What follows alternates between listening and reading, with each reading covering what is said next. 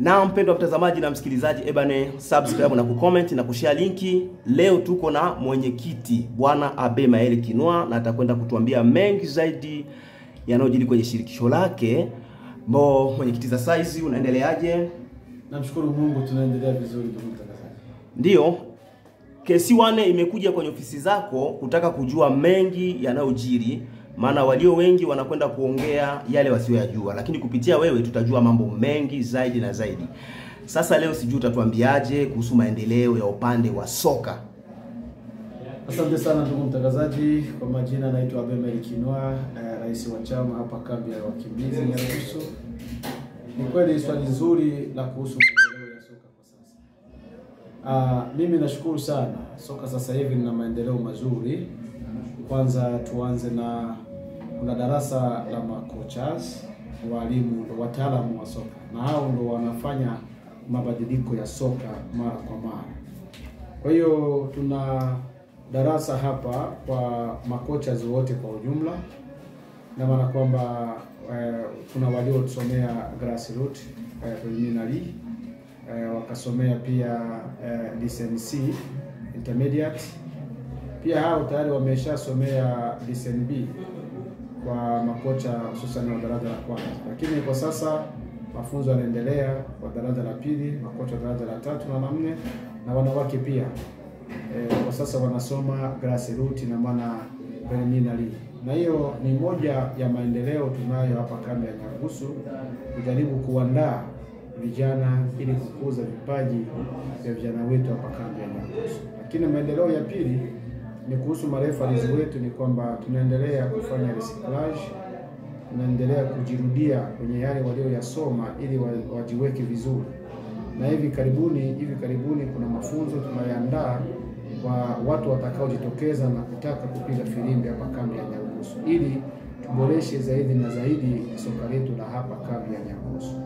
Na lingine ni kwamba pamoja na vikao vya mara kwa mara, uongozi wa vilabu pamoja na makochas pamoja na manaoza, mambo yanaenda vizuri kwa sababu hivi vikao vinatusaidia kwa hali moja au nyingine kuweza kutusaidia kwa kuleta maendeleo. Pia udhamini wa wenzetu walioko nchi ya tatu wanatuletea maendeleo ya kutosha hapa kambi ya Nyarugusu. Hakika ukiangalia viwanja vyetu pamoja na kucheza kwenye udongo au vumbi, lakini utaona maboresho kwenye viwanja yako vizuri, nyavu mpya, flag corner, mipira nini. Lakini pia marefaris wanatumia wireless microphone, radio call zile. Na maana hayo yote ni maendeleo tunayoyapata kutoka kwa wenzetu na kwa wadau walioko nje ya tatu. Kwa hiyo tungeomba sana maendeleo yasiishie hapa, tuendelee kuboresha zaidi na zaidi. Ya KC1 kama vile KC1 wamekuja kivingine, ndio maana wametamani sana kutembelea kwenye ofisi hizi na kutaka kujua undani. Na ni kweli, unaweza ukatuambia mazuri yapi umekwenda kuyaona kwenye makochas? Upande kwanza wa makochas, maana ni idara moja ya nyeti ambayo kambini ya Nyarugusu inadharaulika, lakini wao ndio wanakuwa wanapika vile vipaji. Sasa unaweza kutuambia kwenye hatua hii ya mtoano ya makundi unaona ungazi ipi? Maana kuna makocha hawajasoma, wao wanajichukulia kwamba sisi ni timu zetu, sisi tunajibeba. Lakini hapo ufanisi gani unakupatia kuwa na jeuri ya kusema kwamba maendeleo ngazi ya makocha yamekuwa hivi na hivi? Maendeleo upande wa makocha ni kwamba soka letu sasa hivi linaenda linabadilika. Zile vurugu za mwanzoni au za hapo nyuma zinaendelea kabisa kutoweka. Kuna baadhi ya timu hapa kambini zilikuwa kabisa zikubali kushindwa. Matokeo ya mchezo wanakataa mpaka utakuta ligi zinavurugana, ligi zinashindwa hata kutamatika. Ilikuwa chanzo ni kwamba kulikuwa watu hawajapata elimu ya kisoka. Lakini kwa sasa wengi wameshapata ile elimu, japokuwa sio elimu ya ajabu, lakini usimwache elimu aende zake. Na hivyo vijana wamejitolea na kuweza kupata elimu. Na hiyo ndo imefanya mpira wetu kubadilika, kwa sababu hao wataalamu au makochas ndio watu wanaelimisha hata viongozi wa vilabu hapo nyumbani na hata mashabiki pia, na kuwaonyesha umuhimu na uhalisia wa mpira wa miguu. Kwa hiyo mimi niseme tu kwamba mafunzo haya yanatusaidia na kuweza kutokomeza kwanza vurugu, pili kukubali matokeo ya uwanjani, tatu kujaribu kutengeneza wachezaji kwa mfumo wa kuelewa kwamba hili ni kosa la kadi, hili sio kosa la kadi. na hilo nimefanya mpira wetu uende vizuri. Asante sana. Ina maana kwamba walimu ndio wamekuwa wanaonesha kwamba matokeo yanaanza kuja vizuri, kwa sababu yale maugomvi na vinginevyo ndio vimeanza kupungua. Asante sana upande wa walimu, tumesikia sifa zenu mnazokwenda kuzifanya, kwa sababu nyinyi, mwenyekiti amehakikisha kwamba nyinyi ndio kioo cha jamii. Ina maana mwalimu, usijisahau mali ulipo. Mwalimu anatakiwa ajisimamie majukumu. Ni kama vile majukumu yapi zaidi ambayo unaweza kwenda kuambia watu wajue kwamba mwalimu anapaswa kuwa hivi na hivi? Karibu. Mwalimu ana majukumu mengi sana. Majukumu kwanza, yeye ndo, ukisoma FIFA coaching vizuri nakwambia majukumu ya timu ni yeye anayabeba. Kwanza, usajili wa wachezaji, ni lazima atambue kila mchezaji ana mkataba wa miaka mingapi kwenye timu yake. Pili, yeye mwalimu ndo anasimamia timu kwenye mchezo. Pia huyu mwalimu ndo anaendelea kuwa daraja kati ya wachezaji na uongozi wa timu husika mahali anaposimamia. 4, mwalimu ndo anayefunza pande zote masuala ya kisoka, kwamba huyu mtu ni mtu muhimu sana kwenye mpira popote pale ulimwenguni, Afrika na hata hapa kambini. Japokuwa tunacheza ile wanaita football amateur, lakini sasa hivi tuna wataalamu. Mimi kwa upande wangu sio amateur tena, hii ni football professional, kwa sababu inaunganisha sasa hivi wataalamu, watu wanaobobea kimichezo, na hicho ni kazi. Kwa hiyo viongozi wa vilabu tuachie makocha kufanya kazi yao kama wao. Mfano, nitoe kwenye uwanja watu wanamwandama sana kocha, umetoa fulani kwa nini hivi? Yeye ndo mtaalamu, mwachie kazi yake aifanye. Moja ya kazi zake kabisa ni hiyo kwenye uwanja. Huyu kachoka, acha nibadili, huyu ndo anatakiwa acheze hapa, huyu ndo hivi. Kwa hiyo waache makocha wafanye kazi zao. Asante sana. Asante kwa hilo. Ni kwamba hivi, kwa vidokezo kidogo, unaweza kutudokeza, una uhakika kwamba wanaoingia katika hatua ya mtoano ndani ya ligi zote 5-6 zinazochezeka hapa kambini ya Rugusu wanakuwa ni wale walimu ambao ndo wamesoma aidha? Hapana, sio wote. Ni wengi ndo wamesoma. Wengi wamesoma. Hata wengine sasa hivi wapo darasani wanaendelea kusoma. Nina imani kwa ligi zitakazokuja hapo mbeleni hatutukubali kabisa. Ina maana kwamba tutakuwa na orodha ya makochas. Tayari kuna baadhi wameshajaza CV zao. Tayari vyeti, kila kocha ana cheti chake. Na maana kutakuwa na sensa kwa upande wa makocha.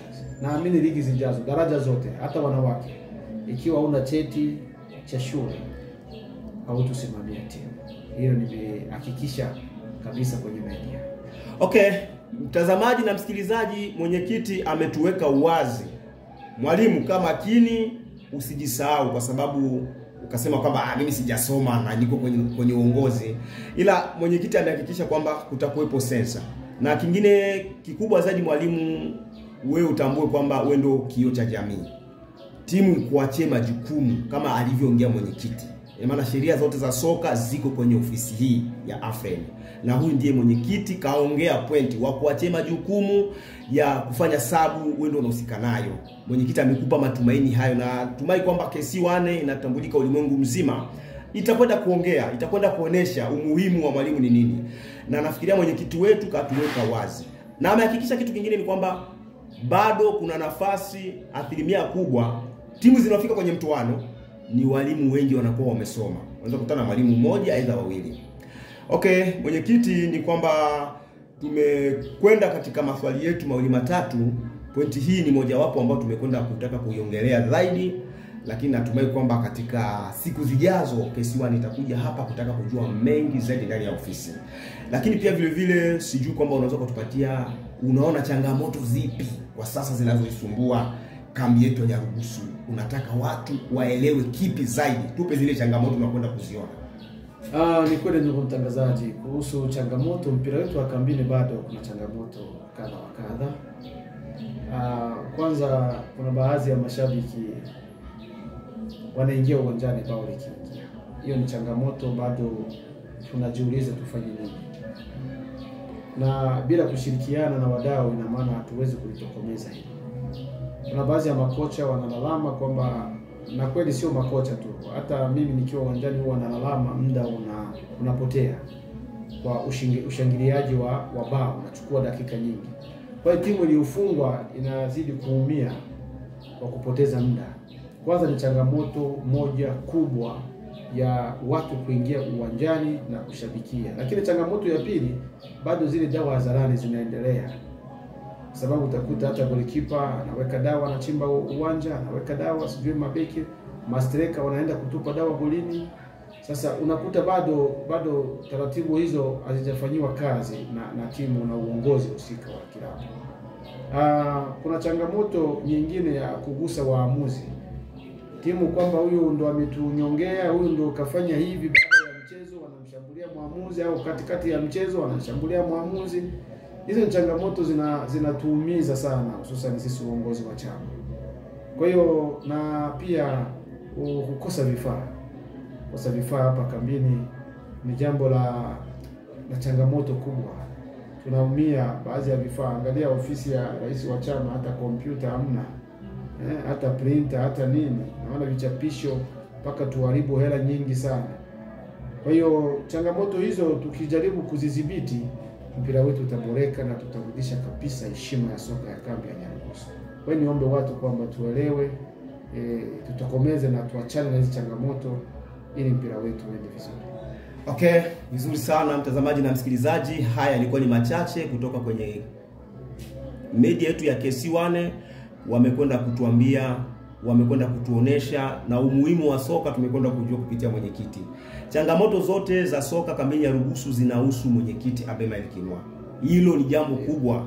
Na nyuma ya pazia wengi wanaongea, sijui tunapata hichi, shirikisho yetu inapata nguvu, lakini mwenyekiti amesha kuhakikisha kwamba bado vipo vitu ambavyo vinakwenda kumsumbua hata yeye. Watu wanashangilia ovyo, ameongelea pointi nyingi, unagusa referee, na ni vitu ambavyo haviruhusiki. Na maana ngo kama ile ni kama vile, yani kama vile tuione kama vile ya jeshi vile. Yani changamoto ni kama ulingo wa ngumi vile. Wasijui wanahitaji wale. Mabondia. Yani unashindwa kuelewa mpira wa miguu. Yani ni kitu tofauti na michezo mingine. Hii naomba ni amani, furaha, nini. Na ndio maana kwamba hata Ulaya, nchi hata iwe kwenye vita, iwe mpira wa miguu unaendelea. Ikiwa ni nchi fulani ndio ina vita, lakini timu hili itahama kwenda kuchezea kwenye timu nyingine, kwenye uwanja wa nchi nyingine. Aidha ni migogoro ya nchi mbili, lakini nchi hizi mbili zitakutana kwenye mchezo wao wanacheza. Na maana mambo ya kisoka hayafanani na mambo ya vita. Sisi tuombe tu kwamba tunaomba kwa wadau wote kwa ujumla, vilabu vyetu, uongozi ukae chini na watu wao kwamba wasijaribu kumgusa maamuzi yoyote au kiongozi yoyote wa chama. Itapendeza sana, au makamisa wa mchezo. Lakini pia tuendelee kuwahimiza na kuwafunza ili tuende vizuri na soka yetu ya kambi ya Nyarugusu. Tutawaomba sana wadau, tuendelee kuwa na mioyo kama na hii. Hakika angalau kwa ligi hii nyingine, hii ya Kasa Cup, ama habari za Sport Cup, ama hii ya Faraja Cup, daraja la 4 African Cup, hata wanawake Igwe Cup, naona watu angalau tunaenda vizuri. Matokeo ni madogo sana ya changamoto, lakini ushangiliaji wa bao ndo bado tulifikirie hili, na tunaamini kwa ligi ijayo tutaweka mikakati na adhabu kubwa kwa timu itakayoshindwa kuzuia mashabiki wake. Asante sana, tunakushukuru mwenyekiti, na leo na kesho tutakuwepo kwenye ofisi zetu. Mtazamaji na msikilizaji, haya yalikuwa ni machache kutoka kwa KC1 kugundua undani unaokwenda kuendelea kwenye ofisi zetu za shirikisho za AFREN. Na huu ndio ukweli amekwenda kuongea mwenyekiti wetu Bwana Abemael Kinwa. Tunashukuru kwa hilo. Asante. Lakini baada ya kumaliza, acha niongee ili niombe support. Tuombe support kwa watu walioko nchi ya tatu, iwe ni Canada, Australia, Sweden, Denmark, USA, Faransa, Uingereza, hata South Africa, hata hapa kambini. Ikiwa kuna mtu anaweza kuisupport chama, ukisupport chama na maana unaisaidia jamii ya wakimbizi. Kwa chochote kile sisi tutapokea ili kiweze kusaidia jamii na kuzidi kuboresha soka la kambi ya Nyarugusu. Tukushukuru sana ndugu mtangazaji, naamini wadau wanatupata vizuri. tunaomba support, hata solar, hata battery. Tuna mambo tunacharge hizi wireless microphone, hata tukipata computer printer, hata tukipata tablet hii, ubao wa kubadilishia wachezaji na mambo kadha wa kadha, tutafurahi sana. Hata mipira miwili ukitupa tu basi tunaenda kwa kocha Kiza tunachukua, tutakuwa tumeshukuru kwa msaada huo. Sio kwamba umenunulia Kinua, hapana. Unanunulia kuendeleza soka ya jamii ya wakimbizi Nyarugusu. Tunashukuru sana, tuko pamoja sana, tunawapenda sana. Asante sana na Mungu azidi kutubariki. KC1 tuko pamoja. Tunashukuru kwa mwaliko huu.